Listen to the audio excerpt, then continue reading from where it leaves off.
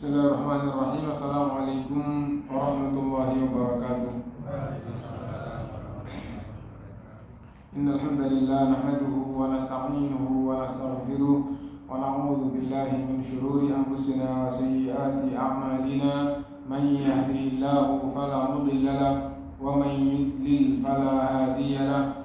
Wa asyhadu an la ilaha illallah wahdahu la syarika lahu wa asyhadu anna Muhammadan 'abduhu wa rasuluh. Ya ayyuhalladzina amanu taqullaha haqqa tuqatih wa la tamutunna illa wa antum muslimun.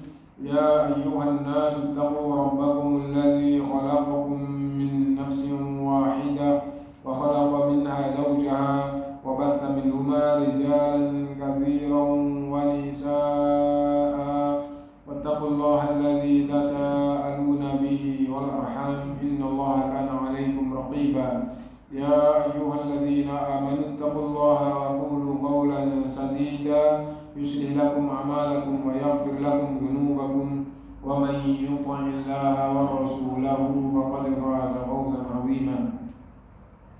Amma ba'du, fa inna asdaqal hadithi kitabullah wa khairal hadi hadi Muhammadin sallallahu alaihi wasallam wa syarrul umuri muhdatsatuha wa kullu muhdatsatin bid'ah wa kullu bid'atin dhalalah wa kullu dhalalatin finnar. Masyaallah muslimin, bapak-bapak, ibu-ibu, saudara-saudara sekalian rahimakumullah. Alhamdulillah kita bisa melanjutkan kajian kita, dan kita pada pertemuan yang lalu yaitu melanjutkan bab beribadah kepada Allah atau mengagungkan kuburan orang yang soleh akan menjadikan mereka akan menjadi sebab mereka akan disembah selain Allah. Itu maknanya ya.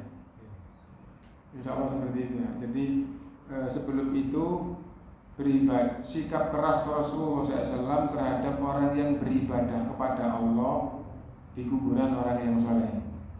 Jadi ibadahnya kepada Allah tapi dilakukan di kuburan orang yang soleh itu dihadapi atau disikapi dengan keras oleh Rasulullah SAW, dilarang dengan keras.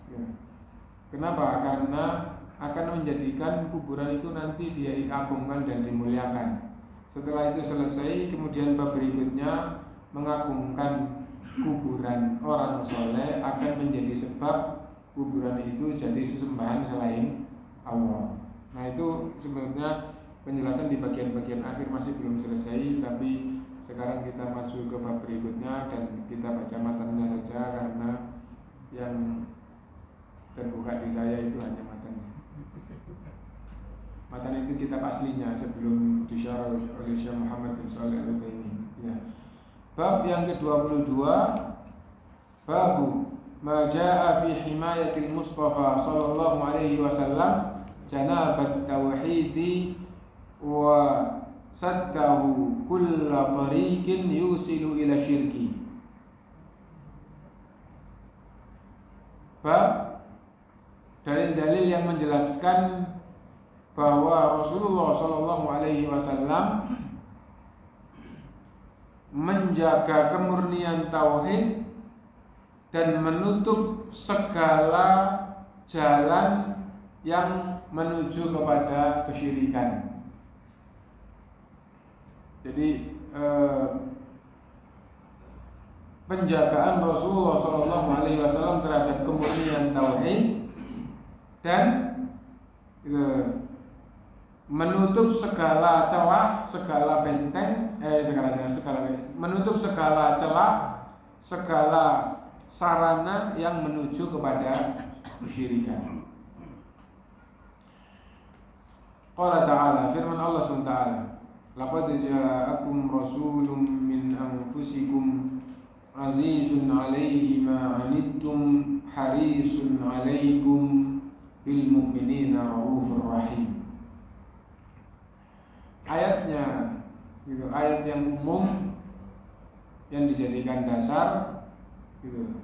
Ayat yang umum yang menjelaskan tentang sifat Rasulullah SAW dan yang dilakukan oleh Rasulullah yang paling pokok.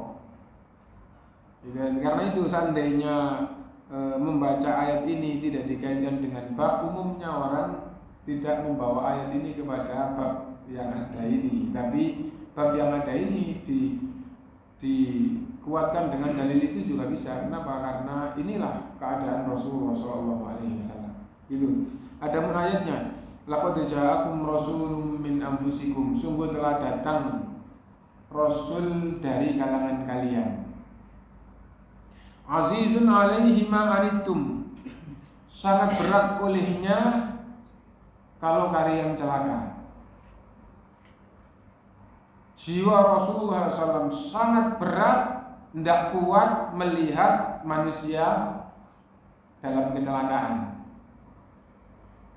Gampangnya begini.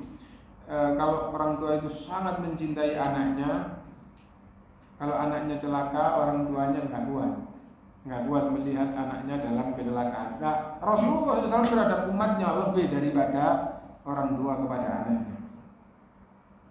Nah, tidak kuat jiwanya kalau umatnya itu celaka. Nah, umat di sini maksudnya siapa? Maksudnya adalah manusia. Manusia di mana Rasulullah SAW diutus kepada mereka. Nah, akhirnya seluruh kemampuannya, waktu, tenaga, pikiran, harta, segala yang ia miliki dikerahkan untuk menyelamatkan umatnya. Itu Rasulullah SAW. Umatnya di sini bukan orang yang beriman, tapi manusia semuanya yang di hadapannya, yang ia diutus di tengah-tengah mereka. Jadi orang Quraisy celaka, itu Rasulullah tidak kuat. Nah, apa kecelakaan ini? Kecelakaan yang paling berat adalah kesyirikan dan kekufuran. Kenapa? Karena Rasulullah tahu benar secara pasti bahwa kalau mereka sampai mati tidak beriman, mereka nanti dimasukkan ke dalam api yang sangat besar. Dimasukkan ke dalam api yang sangat besar. Seperti itu, mereka sebelum itu terjadi tidak sadar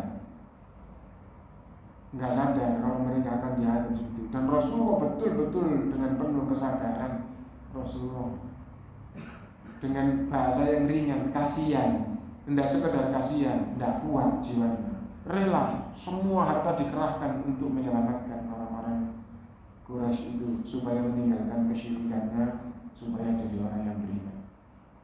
Tenaga pikirannya, karena itu sampai dilempari batu, itu ridho.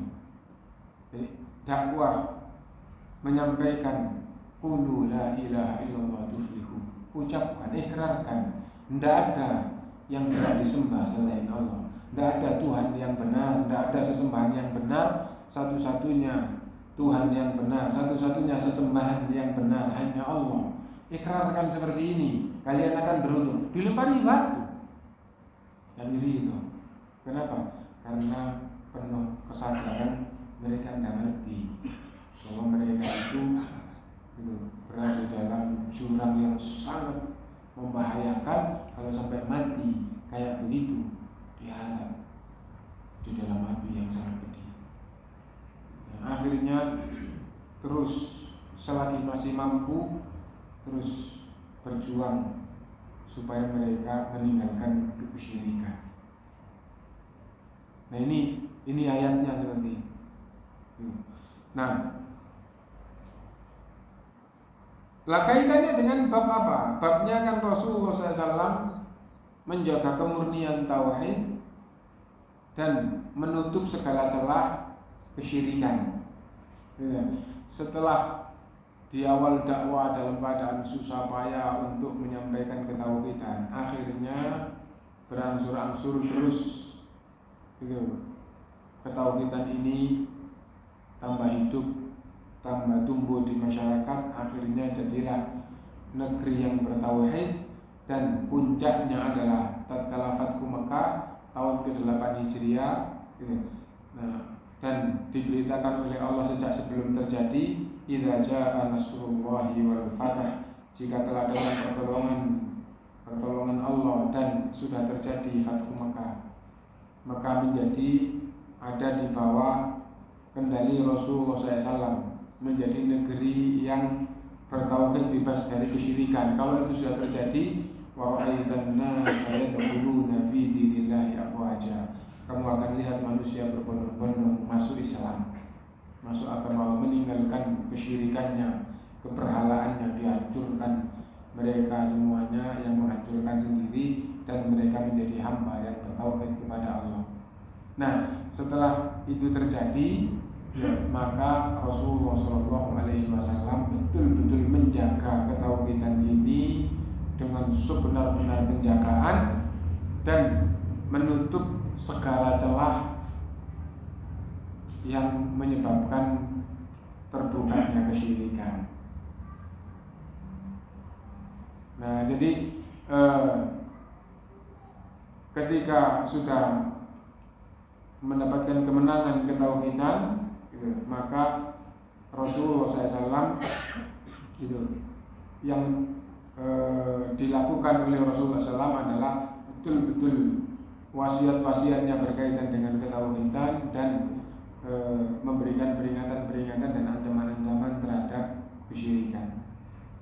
Man kana akhiru kalamihi la ilaha illallah dakhala al-jannah. Siapa yang akhir ucapannya adalah ikrar ketauhidan, la ilaha illallah, dia akan masuk surga. Dan ancaman-ancaman terhadap kesyirikan. Inna min syirarin nasi 'indallah, sungguh sejelek-jelek manusia di hadapan Allah, man tudrikuhum sa'atu wa hum ahya, yaitu yang menjumpai hari kiamat dia masih hidup, walladzina takhadhu qubur anbiya'ihim masajidah, dan orang yang menjadikan kuburan nabi sebagai masjid. Walladzina takhadul jadi orang yang menjadikan kuburan nabi sebagai masjid.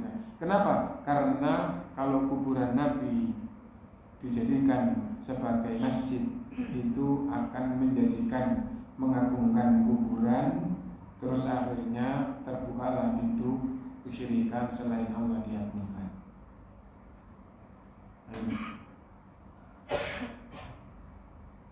Nah, intinya bahwa Rasulullah SAW betul-betul menjaga kemurnian tauhid dan menutup segala pintu kesyirikan. Nah, adapun ayatnya dari ayat yang umum bahwa Rasul Shallallahu Alaihi Wasallam sifatnya adalah sangat berat kalau umat ini celaka. Lah apa kecelakaan itu? Yaitu kesyirikan. Akhirnya itu perjuangan Rasulullah SAW setelah ketauhidan itu tegak, ketauhidan itu dijaga sebaik-baiknya, dan pintu kesyirikan betul-betul ditutup supaya umat ini tidak celaka. Nah itu. Berikutnya, An Abi Hurairah radhiyallahu anhu qala Rasulullah SAW, la taj'alu buyutakum qubura. Rasulullah SAW bersabda, janganlah kalian menjadikan rumah-rumah kalian sebagai kuburan. Wala taj'alu qabri 'idan, dan janganlah kalian jadikan kuburanku nanti sebagai 'id. Sebagai 'id. Id itu sering diartikan dengan hari raya. Sering diartikan dengan hari raya. Jangan kalian jadikan kuburanku sebagai Id. Nah, adapun makna Id nanti akan kita jelaskan. Wa sallu alayya, dan tetap bersolawatlah kepadaku. Fa inna salatakum tablughuni haitsu kuntum, dan sungguh solawat kalian sampai kepadaku dimanapun kalian berada. Dimanapun kalian berada. Rawahu Abu Dawud bi isnadin hasan wa ruwatuhu thiqat. Diriwayatkan oleh Imam Abu Dawud dengan sanad yang hasan dan perawinya semuanya terpercaya.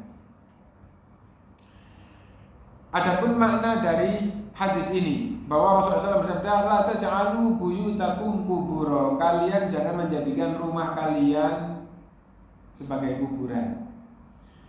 Makna zahir diartikan dengan bahasa Indonesia, kalian jangan menjadikan rumah kalian sebagai kuburan. Rumah tidak boleh dijadikan sebagai kuburan. Maksudnya apa?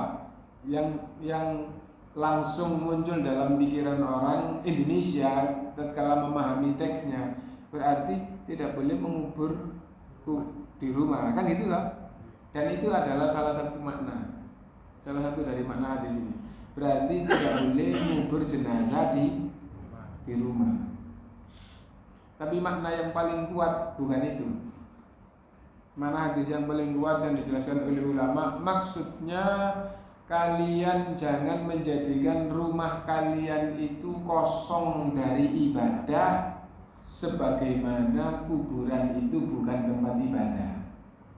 Nah, kalau di rumah nggak ada sholat, nggak ada baca Quran, nggak ada zikir, nggak ada doa kepada Allah, nggak ada peribadatan yang dilakukan di rumah, berarti sama dengan kalian menjadikan rumah kalian ini seperti kuburan. Orangnya sudah mati, penghuninya sudah mati, sudah tidak bisa beramal.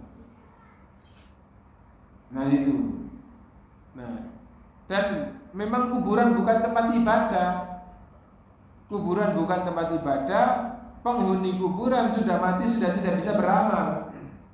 Nah, orang yang punya rumahnya kosong dari peribadatan, itu dalam pandangan Islam itu seperti orang itu menjadikan rumahnya sebagai kuburan. Nah, faedahnya diambil kalau gitu. Makmurkan rumahmu itu dengan peribadatan kepada Allah. Nah, itu makna yang paling kuat yang dijelaskan oleh ulama di dalam hadis ini. Dari penggalan awalnya, la taj'alu buyutakum qubura. Jangan kalian jadikan rumah-rumah kalian sebagai kuburan. Yang kedua, wala taj'alu qabri idan. Dan kalian jangan menjadikan kuburanku. Kuburan Rasulullah belum ada tatkala Rasulullah bersabda ini. Karena itu ngartikannya yang benar adalah jangan kalian jadikan kuburanku nanti. Kalau aku sudah meninggal pasti akan dikubur. Lah, kuburanku nanti jangan kalian jadikan apa? Id. Nah, id itu apa? Id itu arti aslinya adalah yang terus terulang-ulang. Gitu. Sekarang, besok lagi, itu berarti ada yaumian. Id yaumi, terulang-ulang setiap hari. Misalnya hari Kamis, Kamis depan lagi, itu namanya Id usbu'i. Ada likulil usbu, kembali setiap minggu, setiap putaran satu minggu. Akhirnya disebut dengan Idul Usbu'i, Id mingguan, kembali mingguan. Dan ada bulanan, setiap tanggal 1 atau setiap tanggal 7 atau setiap tanggal 9, tanggal berapapun, yang penting setiap bulan. Itu namanya Id syahri. Ada syahrian, kembali setiap bulan. Dan ada id tahunan. Tidak boleh kuburan Rasulullah SAW dijadikan sebagai id. Ini hari Selasa waktunya datang ke kuburan Rasulullah, tidak boleh.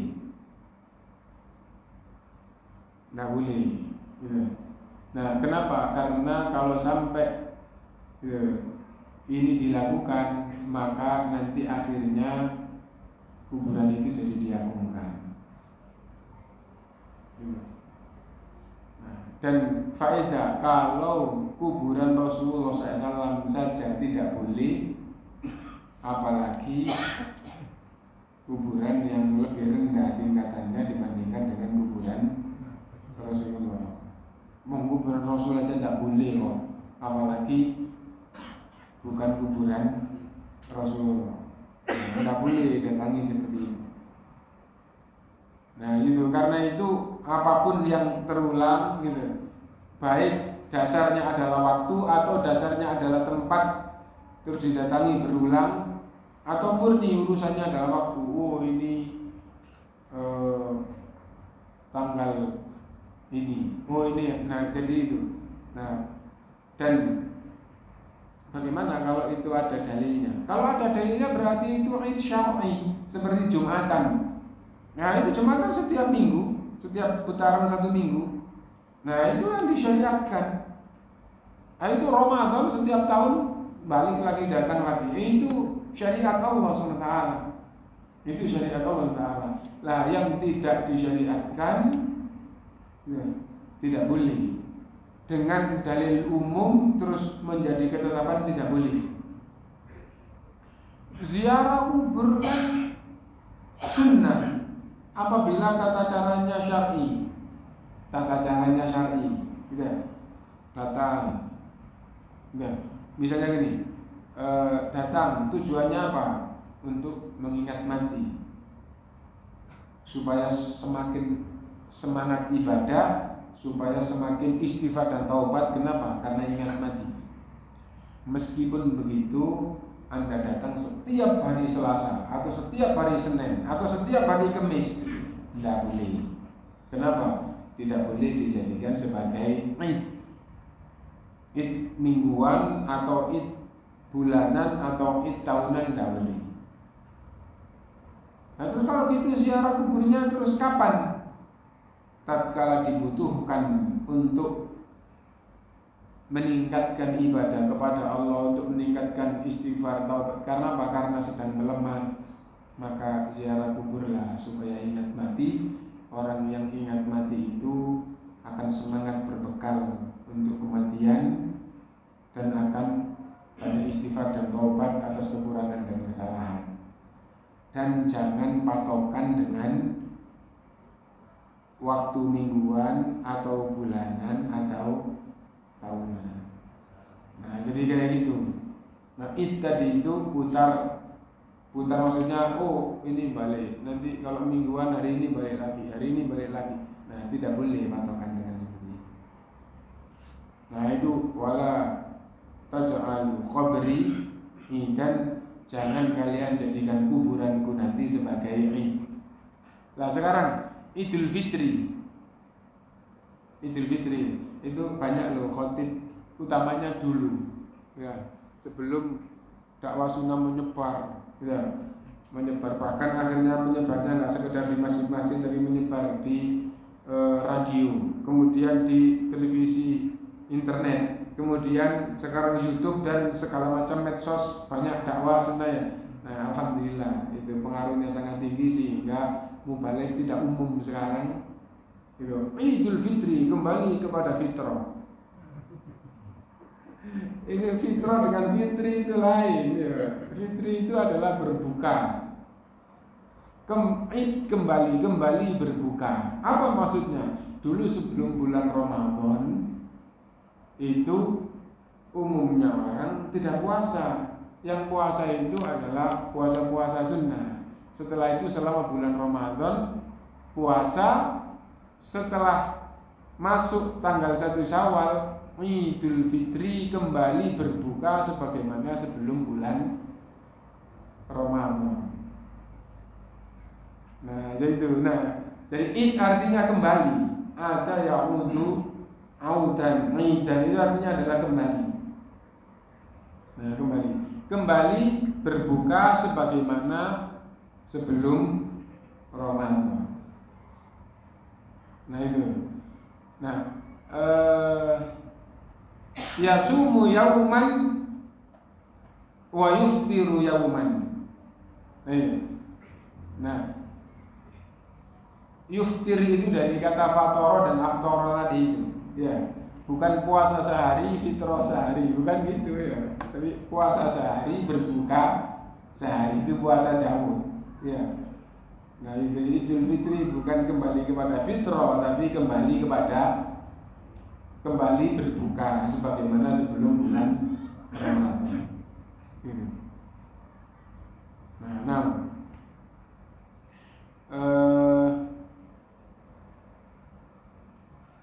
Dan yang kita ambil pelajarannya di situ adalah masalah id. Id itu adalah sesuatu yang terulang secara rutin. Terulang secara rutin disebut dengan id. Nah, id itu apabila ditetapkan kalau tidak syar'i itu adalah bid'ah. Kalau tidak syar'i itu adalah bid'ah. Lah kalau bid'ah umum saja itu adalah melemahkan iman dan menjadi jembatan kepada kekufuran dan kesyirikan. Apalagi kalau bid'ahnya berkaitan dengan bid'ah ketauhidan, tambah menjadi jembatan menuju kepada kesyirikan. Nah, harus hati-hati gitu. Nah, bid'ah secara umum itu melemahkan iman karena bid'ah itu adalah lawannya sunnah. Sunnah itu menguatkan iman. Menegakkan sunnah itu adalah ketaatan.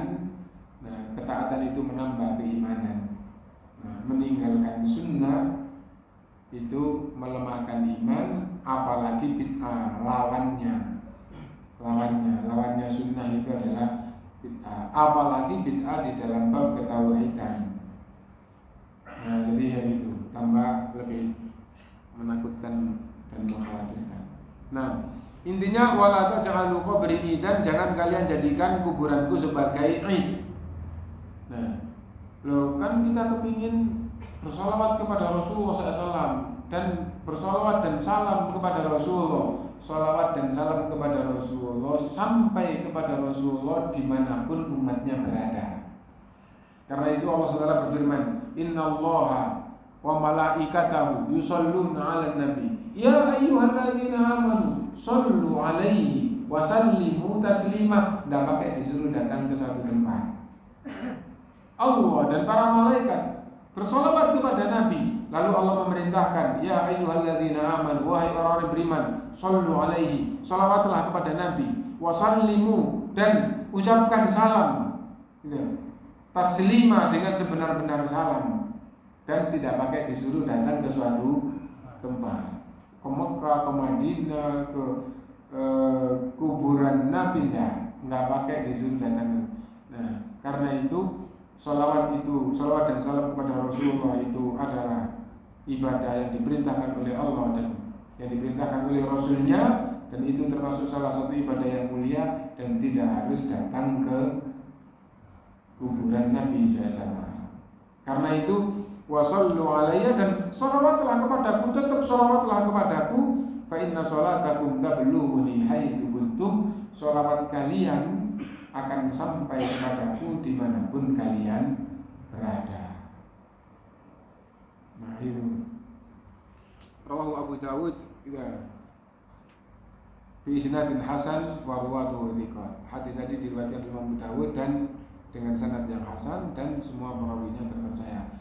Wa an Ali bin Abi Thalib radhiyallahu an, dan wa an Ali ibn al-Husain ibn Ali ibn Abi Thalib radhiyallahu an, dari Ali bin Husain bin Ali bin Abi Thalib.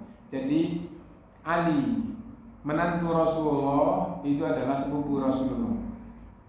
Ali sepupu Rasulullah karena anak paman. Anak paman kan sepupu ya. Sepupu. Nah, terus menikah dengan putri Rasulullah, menikah dengan Fatimah, berarti jadi menantunya. Gitu.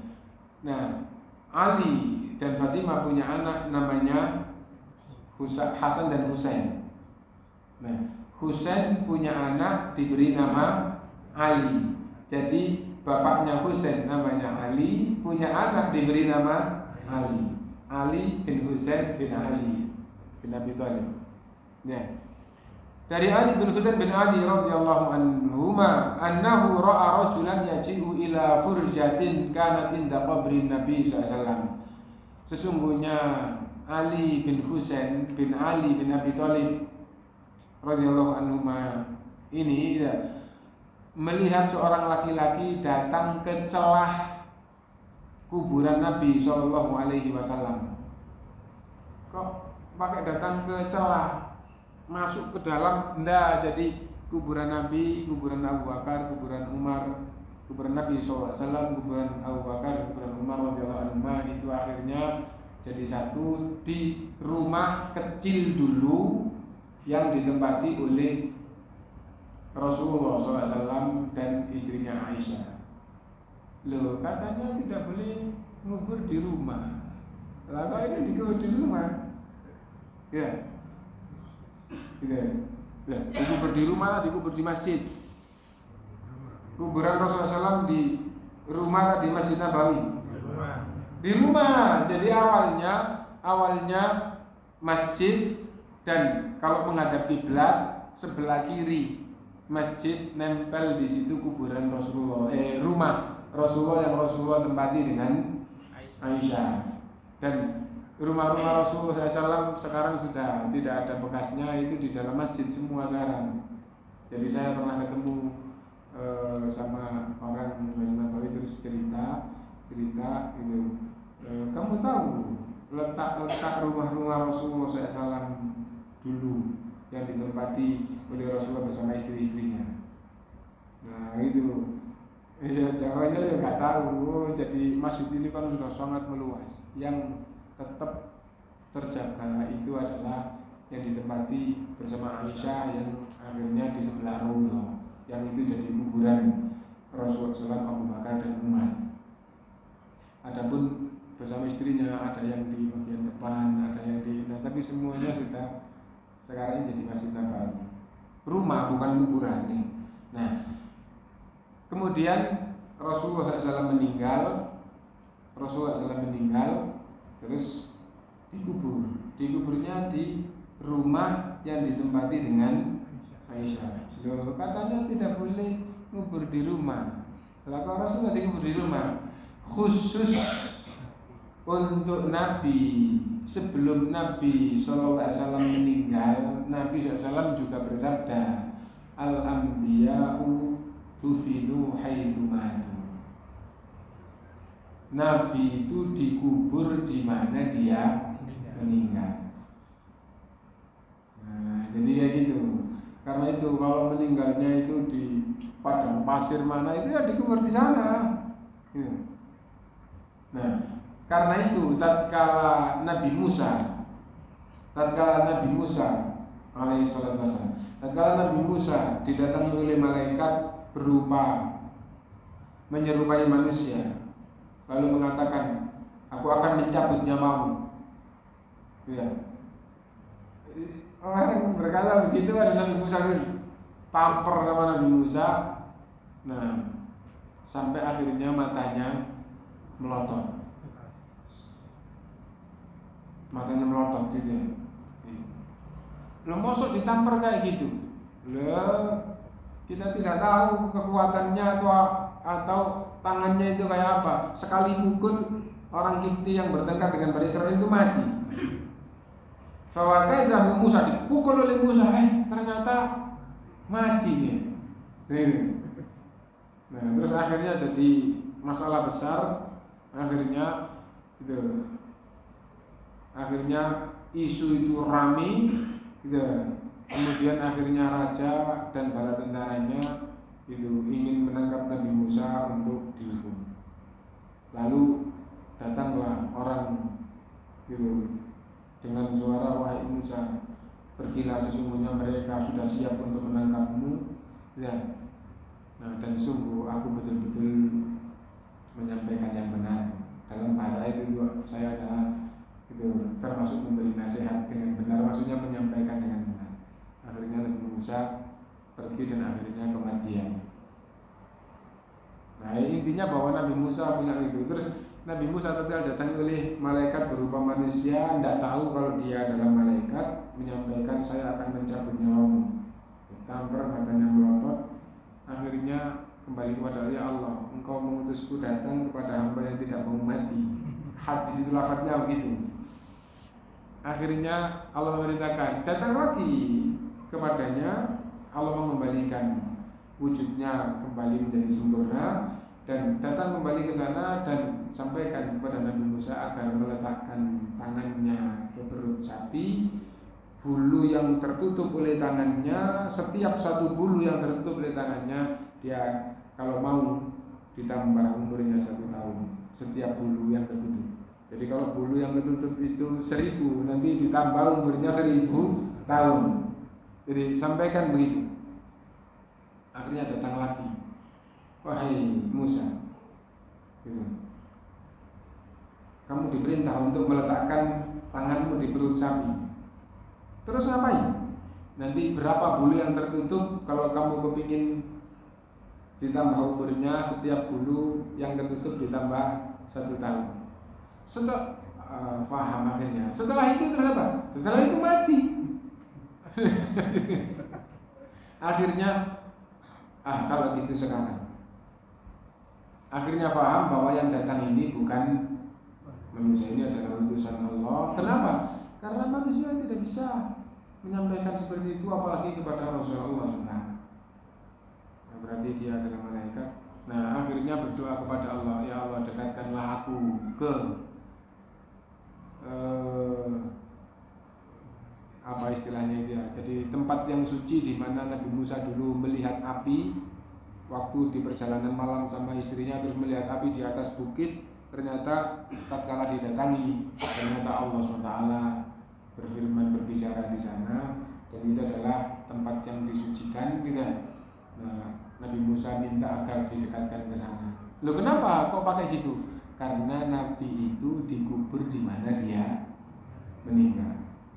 Nah, itu faedah yang ingin kita ambil di situ, bahwa Rasulullah bersabda, al-anbiya udfinu haitsu matu, para nabi itu dikubur di mana dia meninggal. Dan Rasulullah SAW meninggalnya di rumah yang Rasulullah tempati dengan istrinya Aisyah. Akhirnya dikubur di situ.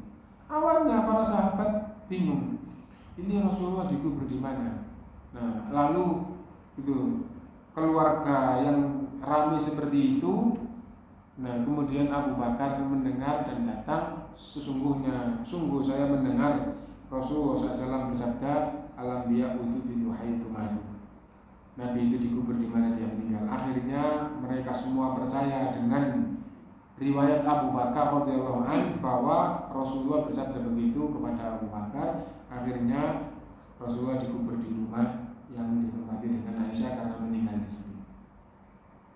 Nah, jangankan di rumah, dari hadis itu akhirnya kita punya pemahaman, seandainya meninggalnya Rasulullah SAW itu di mihrab, di tempat imam, maka harus dikubur di situ. Dan alangkah besarnya ujian umat seandainya meninggalnya Rasulullah SAW di tempat imam.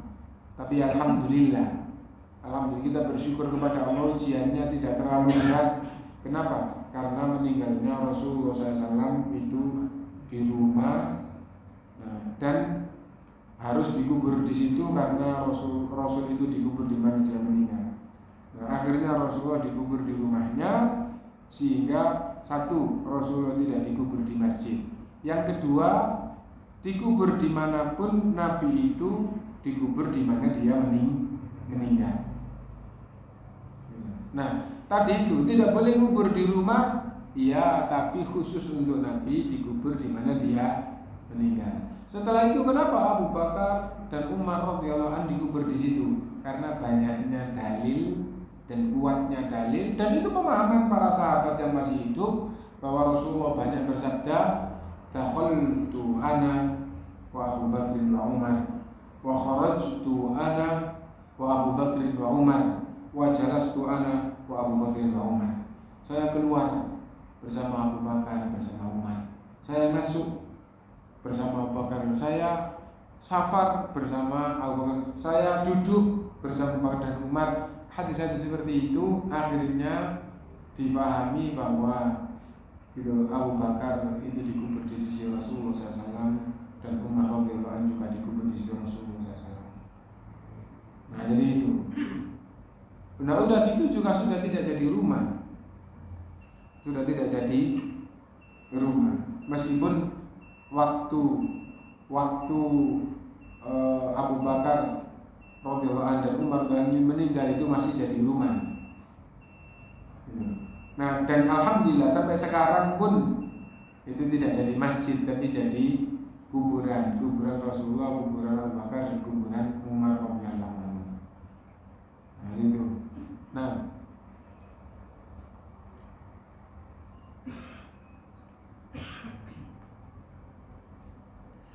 Nah, Ali bin Husain bin Ali melihat ada orang datang ke celah. kecelah, maksudnya antara kuburan Rasulullah dengan kuburan Abu Bakar dan Umar. Datang ke sana. Gitu.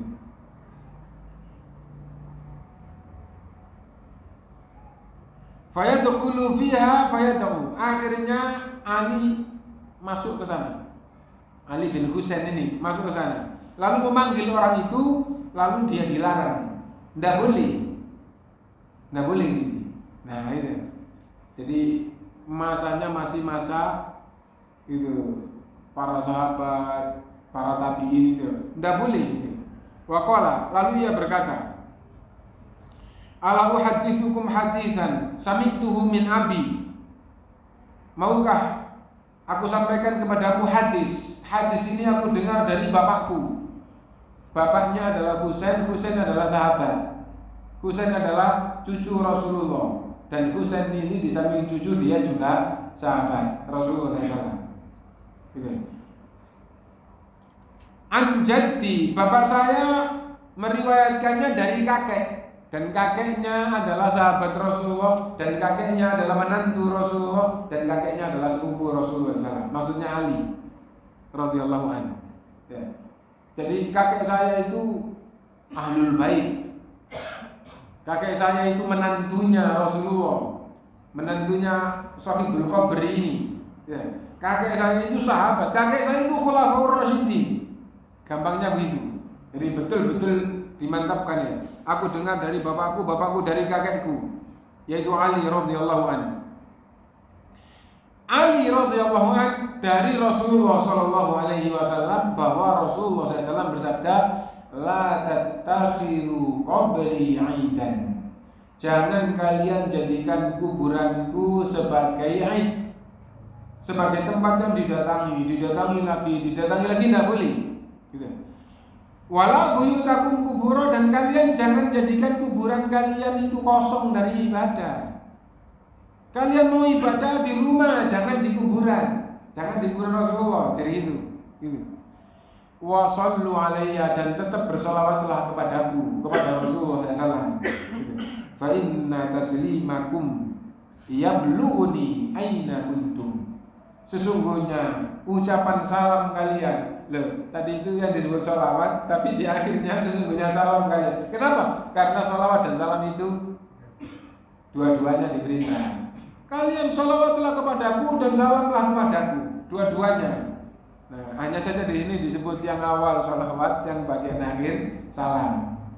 Wa sallu alayya, sholawatlah kepadaku, fa inna taslimakum, sesungguhnya salam kalian kepadaku sampai kepadaku dimanapun kalian berada. Enggak usah datang ke kuburannya. Kalian mau baca sholawat, mau baca salam kepada Rasulullah dari rumah, dari masjid, dari manapun. Fa inna sholatakum, di hadis yang tadi dan di hadis ini, fa inna taslimakum yablughuni aina kuntum, sampai kepadaku dimanapun kalian berada. Rawahu fil Mukhtarah. Hadis ini diriwayatkan di hadis-hadis pilihan oleh Imam Abu Dawud. Ya. Nah itu kaitannya dengan bab apa? Kaitannya dengan bab itu. Petunjuk Rasulullah diteruskan oleh Khulafaur Rasyidin Ali radhiyallahu anhu. Dan Ali radhiyallahu anhu ini adalah keluarganya. Dan Ali radhiyallahu anhu ini adalah menantunya. Dan Ali radhiyallahu anhu ini adalah sahabatnya. Petunjuk Rasulullah diteruskan oleh sahabatnya, oleh menantunya, baik. Dan apa kaitannya kok pakai menyebut Khulafaur Rasyidin itu penerus Rasul yang paling tinggi? Dan Khulafaur Rasyidin itu 4 gitu. Dan apa kaitannya menyebut bahwa dia adalah keluarganya? Keluarga karena yang mau diagungkan ini keluarganya. Meskipun kamu mengagungkan keluargaku, tidak boleh kalau nggak benar. Nah itu, nggak karena keluarganya ya dibiarkan, dah. Meskipun keluarga kalau nggak benar tidak boleh. Gitu. Nah sahabat ini adalah sahabat. Diteruskan oleh anaknya yaitu Husain. Diteruskan Syiar ini oleh cucunya yaitu Ali bin Husain. Tidak boleh mengagungkan kuburan Rasulullah. Nah, lu diperintah salawat dan salam, diperintah terus laksanakan perintahnya dan tidak harus datang ke kuburannya. Itu pesan Rasulullah, dilanjutkan oleh Khulafaur Rasyidin, dilanjutkan oleh berikutnya sampai 4-nya. Nah, penjagaan Rasulullah SAW terhadap ketauhidan dilanjutkan oleh Khulafaur Rasyidin, oleh tabi'in, oleh sahabat yang bukan Khulafaur Rasyidin, tidak oleh tabi'in. Terus dijaga seperti itu. Karena itu ketauhidan itu kemurniannya harus dijaga. Segala pintu dan celah yang menjadikan kesyirikan itu terbuka harus ditutup rapat, harus dibentengi rapat-rapat supaya kesyirikan itu tidak terbuka. Nah, itu kaitannya dengan bab ini, dan insya Allah syarahnya dan kandungan dari bab ini akan kita baca yang akan datang.